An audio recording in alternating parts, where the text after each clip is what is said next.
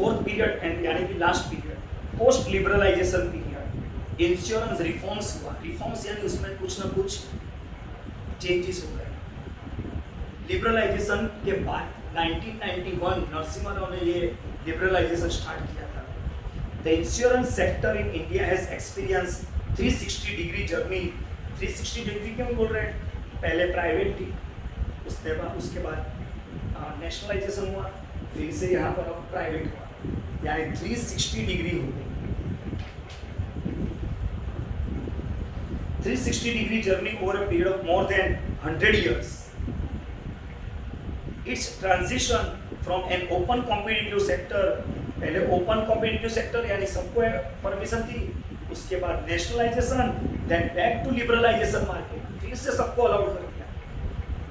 Characteristics this phenomena: the insurance sector was brought under the government wrap within 10 years of the independence, यानी 1947 में independent हुआ था, उसके 10 साल यानी याद करो 1956-1957 में लाइफ इंश्योरेंस बिजनेस नेशनलाइज हुआ। Since then till the reopen of sector in 1990s, और 1956 के बाद 1990s में फिर से लिबरलाइजेशन यानी प्राइवेट प्लेयर्स को भी एंट्री दे दी।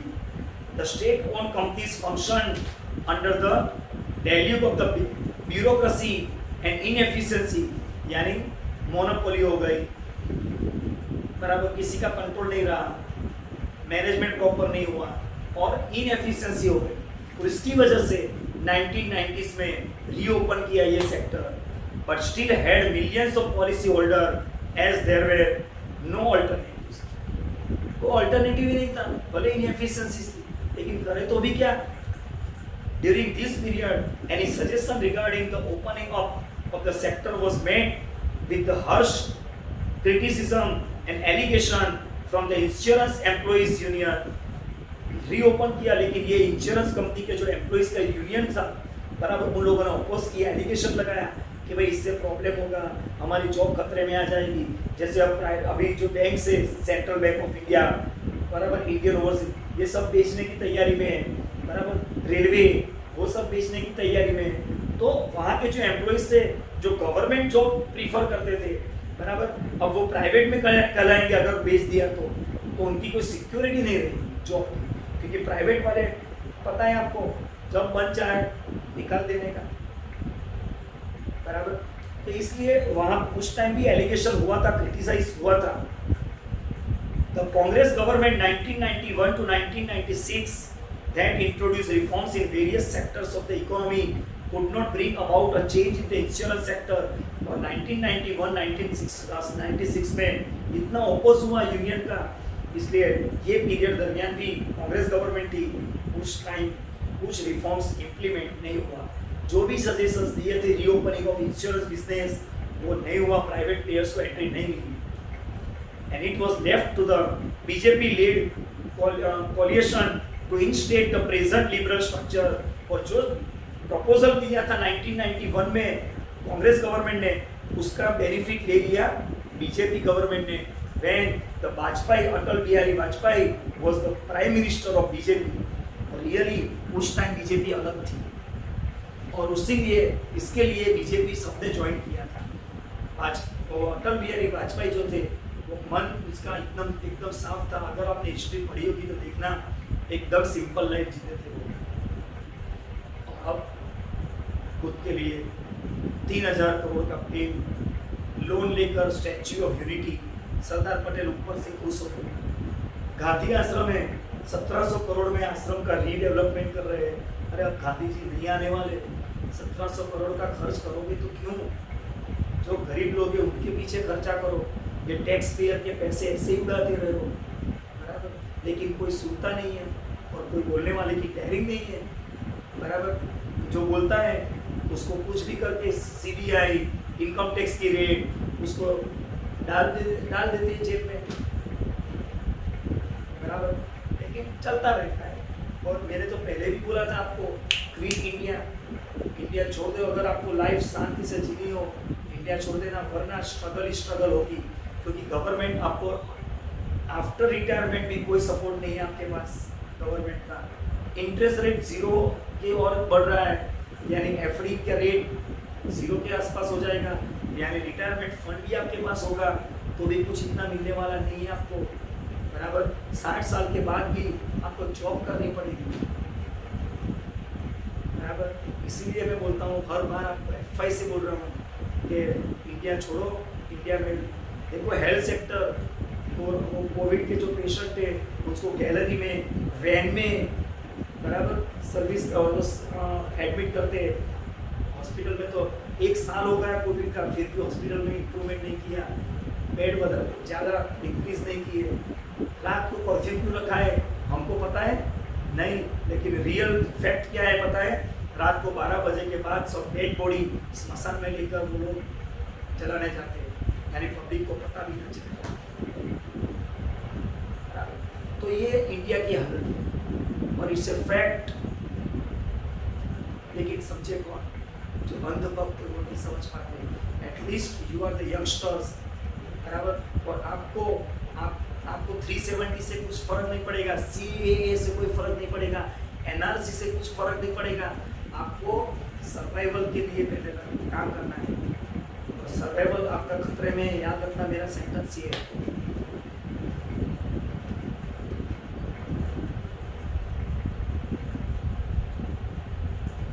It was left to the BJP lead, despite the criticism from some of its left support group, left यानी वो समाजवादी पार्टियां जो है, बराबर।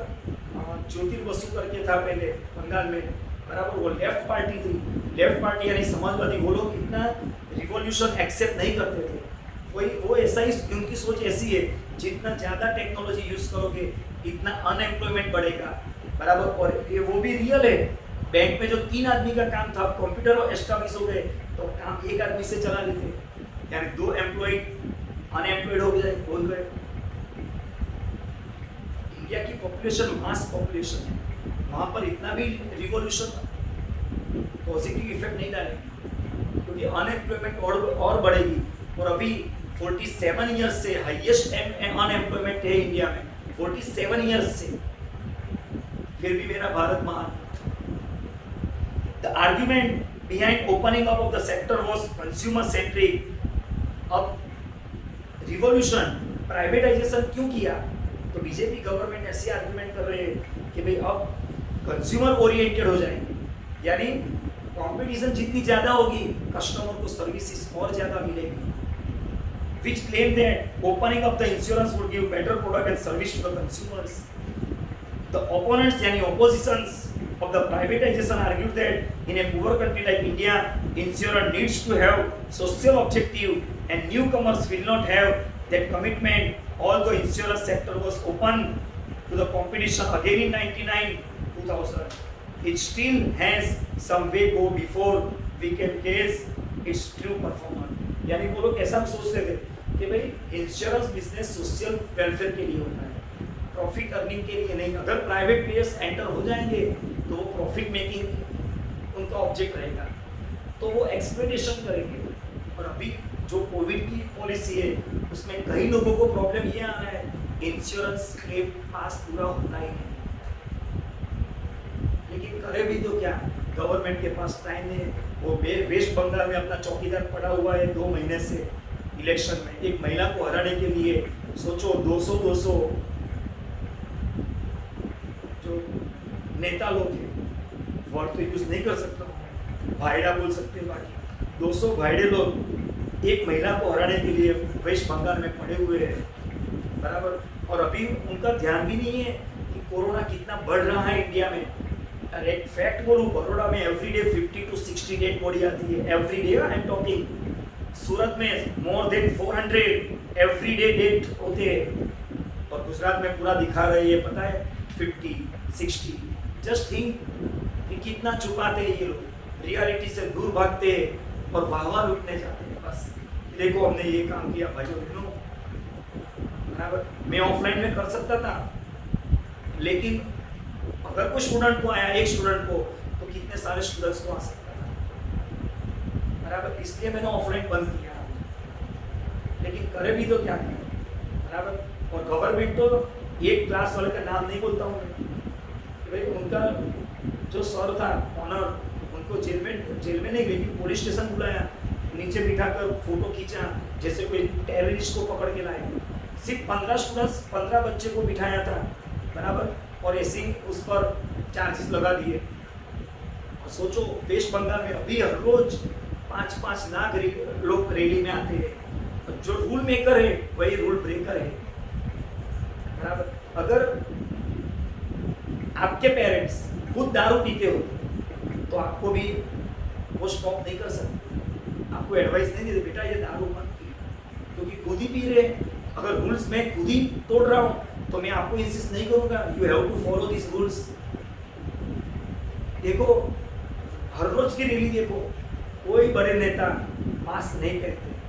कुंभ मेला जो है 21 लाख पब्लिक वहां पर जमा होती है हर रोज, वहां पर कोरोना नहीं आता। क्यों? क्योंकि मोदी का फोटो चिपका होता है, मोदी से कोरोना डरता है। मैं एंटी नहीं हूँ, लेकिन उसकी पॉलिसी जो है बराबर, जो डिक्टेटरशिप स्टार्ट हो गई है इंडिया में, डेमोक्रेसी खत्म होने की तैयारी में है, बस मैं उनसे उसके खिलाफ। और वही आपको बोल रहा हूँ, सिर्फ आप लोग ही ये देश को बचा सकते हो, वरना समझ लो इंडिया इज डाइंग, इंडिया मर रहा है। चलो तो क्या है, millennium has been insurance from a full circle in a journey extending to nearly 200 years, यानी 200 साल से गोल गोल घूमकर इंश्योरेंस कंपनी वापस प्राइवेटाइजेशन की ओर आ गया।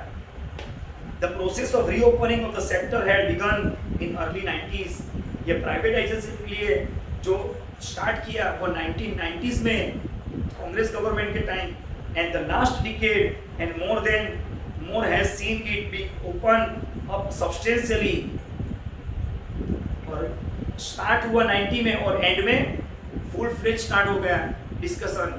1993 में government setup A committee under chairmanship of RN. Malhotra, former governor of RBI governor था RN. Malhotra, उनको कमेटी मेंबर बनाया, कमेटी का चेयरपर्सन बनाया और उनको बोला कि स्टडी करो प्राइवेटाइजेशन करना चाहिए या नहीं करना चाहिए इंश्योरेंस बिजनेस का, under the chairmanship to propose the recommendations for reforming the insurance sector, how to make reforms in insurance, study करके लाओ, ऐसा आरबीआई गवर्नर को बोला। The objective was to complement reforms initiated in the financial sector। उनका object था financial sector में reform करने का, not only insurance, entire financial sector. TV committee submitted its report in 1994। Just imagine 1993 में appoint किया और 94 में तो रिपोर्ट भी आ गया, wherein among other things it recommended that private sector be permitted to enter the insurance business। 1994 में report में बोला private sectors are to be allowed to enter into the insurance business। They stated that foreign companies be allowed to enter by floating Indian companies, preferably joint venture। Foreign company को भी India में आना हो business करने के लिए insurance का आ सकते हैं, but they have to make joint venture with the Indian companies, यानी एक इंडियन कंपनी के साथ जॉइंट वेंचर करो, इंश्योरेंस बिजनेस स्टार्ट करो। यानी पूरा बिजनेस फॉरेन कंपनी के कंट्रोल में नहीं आना चाहिए, यानी इंडियन कंपनी के कंट्रोल में ही रहना चाहिए मैनेजमेंट।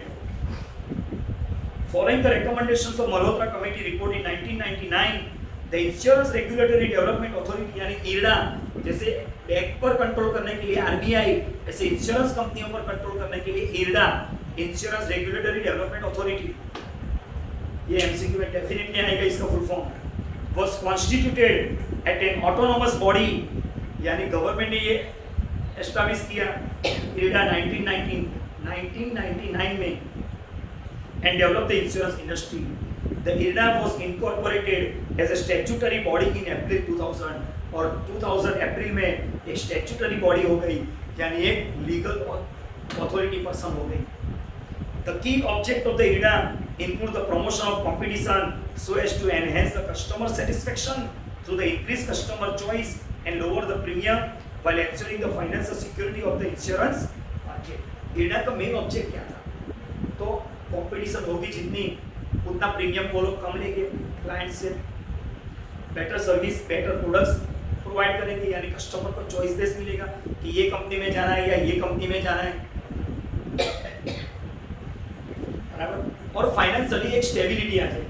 अगर एक ही कंपनी होती, अगर वो कंपनी डूब गई तो सारे इंश्योरेंस पॉलिसी होल्डर से बराबर उनके पैसे डूब जाते।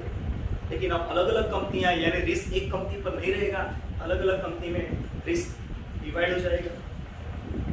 The IDA opened up the market in August 2000 with the invitation for application for registration. Foreign companies were allowed ownership up to 26%. अगस्त 2000 में IDA ने परमिशन दी कि भाई जिसको फॉरेन कंपनी को अगर इंडिया में बिजनेस करना हो, they can apply, they can make registration in India, और उनको इंडियन जॉइंट वेंचर के साथ, इंडियन कंपनी के साथ जॉइंट वेंचर करना पड़ेगा। और इंडियन कंपनी में इंश्योरेंस बिजनेस में 26% से ज़्यादा वो स्टेक नहीं ले सकती foreign company. The authority has power to frame regulation under 114A of the Insurance Act 1938 and has from 2000 onwards frame various regulations ranging from registration of the company, यानी 2000 के बाद काफ़ी सारे रजिस्ट्रेशन प्रोसेस चेंज किए, बराबर। Indian company, foreign company, उनका business में कितना कुछ ना कुछ अमेंडमेंट लाते गए जिससे कस्टमर सेटिस्फेक्शन बढ़े। तो ये क्वेश्चन 1 हो गया। Question 2, explain the 2 committee report. पहले कमिटी अभी थी R N Malhotra. Although Indian market was privatized and opened up to foreign companies in a number of sector in 1991 में डिस्कशन स्टार्ट हो गया था प्राइवेटाइजेशन के लिए। Insurance remains out of the bound. Question 1 यहाँ पर खत्म, क्वेश्चन 2 अलग लेक्चर से लेता हूँ।